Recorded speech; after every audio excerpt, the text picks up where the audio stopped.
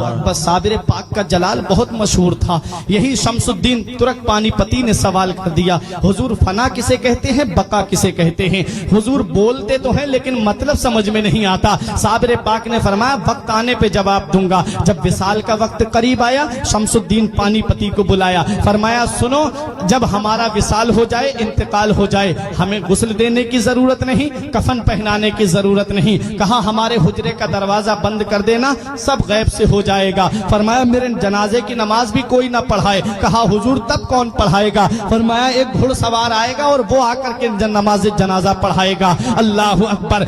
शमसुद्दीन तुर्क पानीपती को सारी बातें याद थी। साबिर पाक कलियरी जब इस दुनिया ज़ाहिरी से पर्दा कर गए, हुजरे का दरवाजा बंद कर दिया गया, अंदर से पानी छलकने की आवाज आती रही, अंदर से गुस्ल की आवाज आती रही। थोड़ी देर के बाद जब पानी की आवाज शांत हुई तो दरवाजा खोला, देखा साबिर पाक को गुस्ल दिया हुआ है और आप कफन पहने हुए हैं।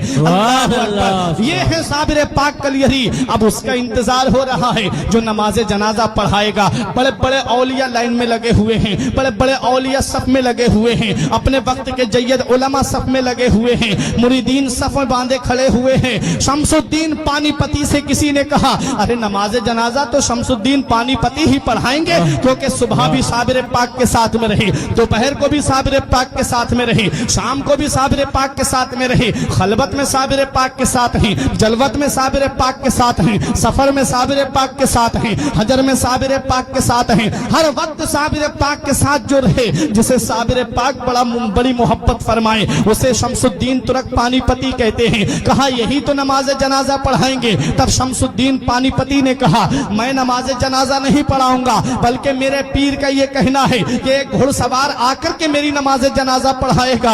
हजरात गिरामी, अब इंतजार हो रहा है उस घुड़सवार का।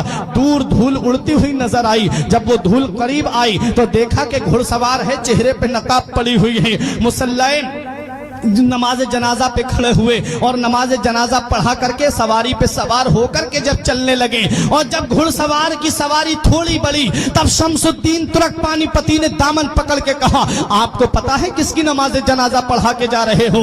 ये वो अल्लाह का वली है जिसकी शान सारी दुनिया में मशहूर है, ये वो अल्लाह का महबूब बंदा है जिसका जलाल सारी दुनिया में मशहूर है। आप जिनकी नमाज जनाजा पढ़ा के जा रहे हो, ये अल्लाह का मुकर्रब बंदा है, ये अल्लाह का नेक बंदा है, ये अल्लाह का वली है। कल मेरे साबिर की तारीख लिखी जाएगी, कल मेरे साबिर की हिस्ट्री लिखी जाएगी, कल मेरे साबिर का इतिहास लिखा जाएगा और दुनिया वाले मुझसे सवाल करेंगे ये शमसुद्दीन पानीपती, सुबह को तुम साबिर पाक के साथ में थे, दोपहर को तुम साबिर पाक के साथ में थे, शाम को तुम साबिर पाक के साथ में थे, सफर में तुम साथ रहे, हजर में तुम साथ रहे, खलबत में तुम साथ रहे, जलवत में तुम साथ रहे, हर वक्त तुम साबिर पाक के साथ में थे। जरा बताओ साबिर पाक की नमाज जनाजा किसने पढ़ाई थी?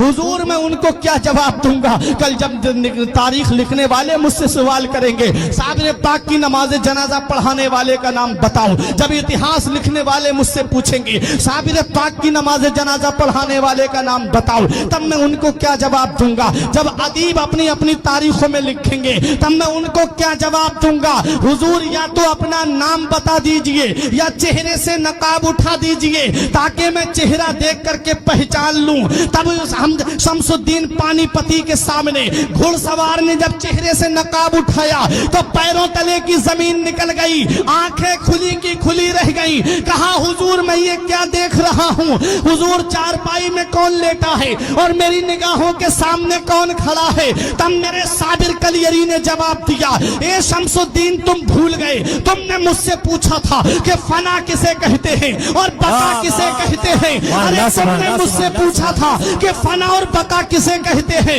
ये जो चारपाई में तुम लेटा हुआ देख रहे हो इसे फना कहते हैं और जो साबिर तुम्हारे सामने खड़ा है इसे बका कहते हैं। पता चला कि जो चारपाई में लेटा है वो रूहानी रूह का जलवा है और जो साबिर कलियरी सामने खड़े हैं उसे रूहानियत कहते हैं, उसे रूहानियत कहते हैं। रूह अलग होती है, रूहानियत अलग होती है। जिसे रूहानियत का मकाम मिलता है वो लोग